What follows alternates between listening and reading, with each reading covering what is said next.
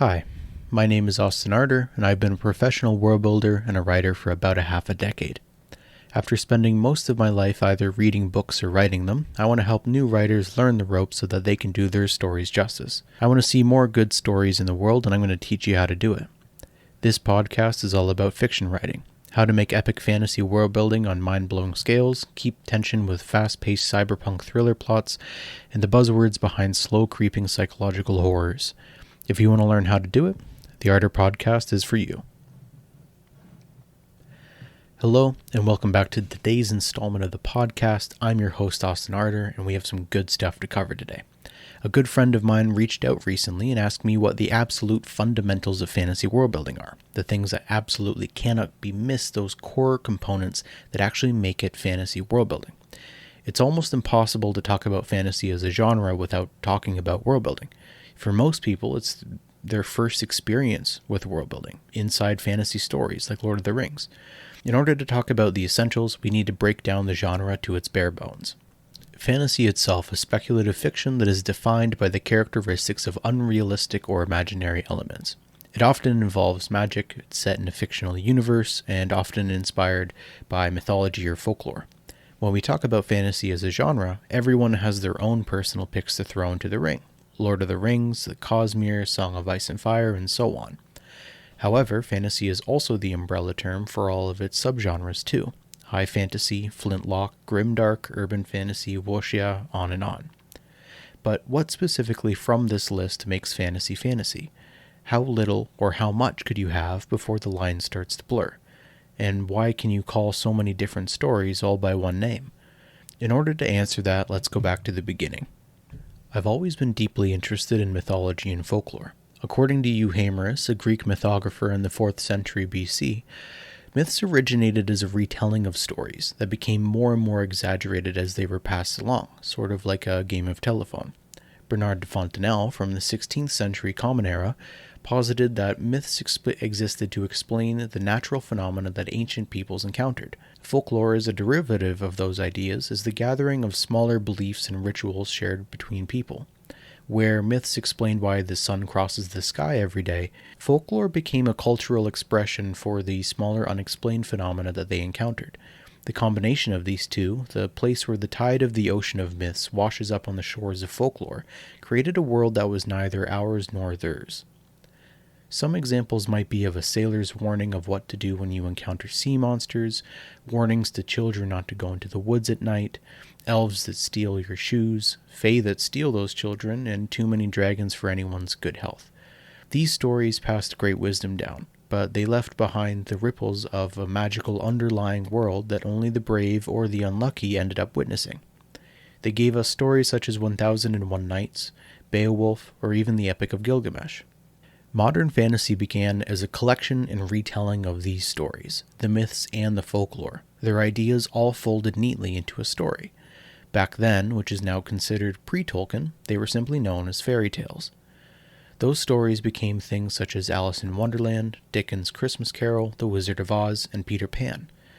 Although there was a presence of darker or more gothic fairy tales, the majority of publication was targeted towards children.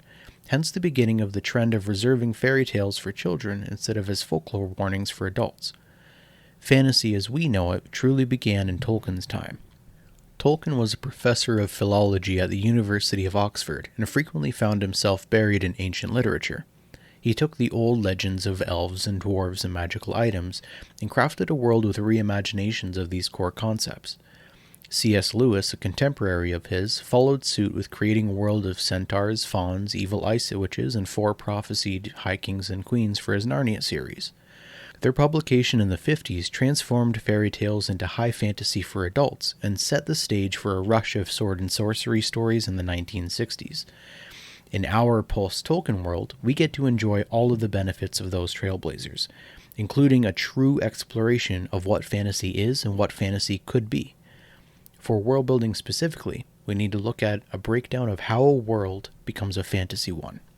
There are certain hallmarks that are very cut and dry fantasy. Dungeons & Dragons was birthed from that sword and sorcery era of fantasy and evolved alongside the fantasy writing revolution.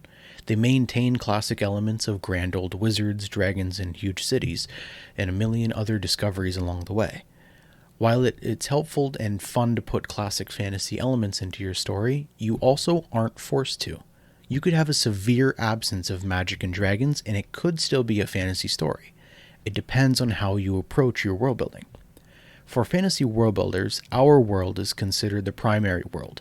The primary world is where all of us are living out our lives, whether that be driving to pick up groceries, working at a desk somewhere, or doing the dishes. Primary world fantasy is a classification for stories that exist under the surface of our own world, kind of like Harry Potter or Percy Jackson. Commonly inside of this trope, the rest of the world has no idea that this magical world exists under our noses. The next classification is secondary worlds. These worlds exist completely independently to our own world and are by far the most common worlds that you'll encounter when it comes to fantasy. These feature their own original environments, histories, characters, magic systems, and everything else.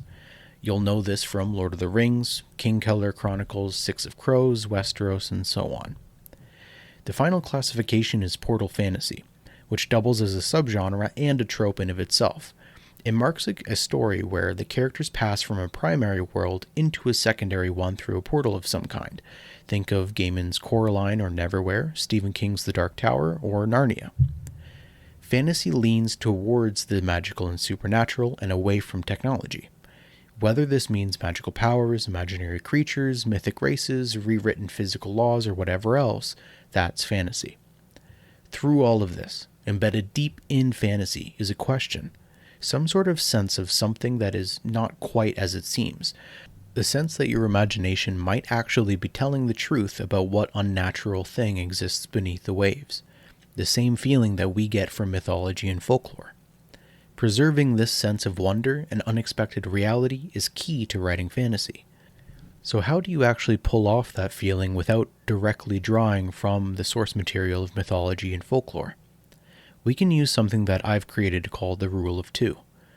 1, you need something mythic related towards the natural world. 2, something mythic related towards the supernatural world. The natural world in this case is a catch-all term we'll be using to refer to the physical environment, any natural laws like gravity or time, and all things related to the daily life of the average character. This could be things like enchanted items, mythical creatures running around in the woods, new lakes and oceans, and so on. The supernatural world refers to anything above, below, or behind the scenes of the natural world. This includes things like gods, realms of existence, and so on. Magic systems could fit into either of these categories depending on the system and the world. If magic is the essential property responsible for the floating islands of Malzividan, then it's considered a natural world magic system. If you only get magical powers when the undying ghost of a god possesses you, then that would be a supernatural magic system. These elements can be mixed and matched against each other, but as a general rule of thumb, you should have at least one, hopefully a few examples for each criteria that we can then judge fantasy from. The distance from our regular primary world into your magical one is the path to writing fantasy. For example, let's say that you've decided to write a new fantasy book for NaNoWriMo this year. You grew up on Harry Potter, but you want to make something that has the same level of political intrigue that Game of Thrones has. It's settled. You're going to make a magical academy coming-of-age story where making allies and overcoming strange challenges is part of day-to-day life. Start with the question of what would a magical academy create or need to encourage students to make alliances?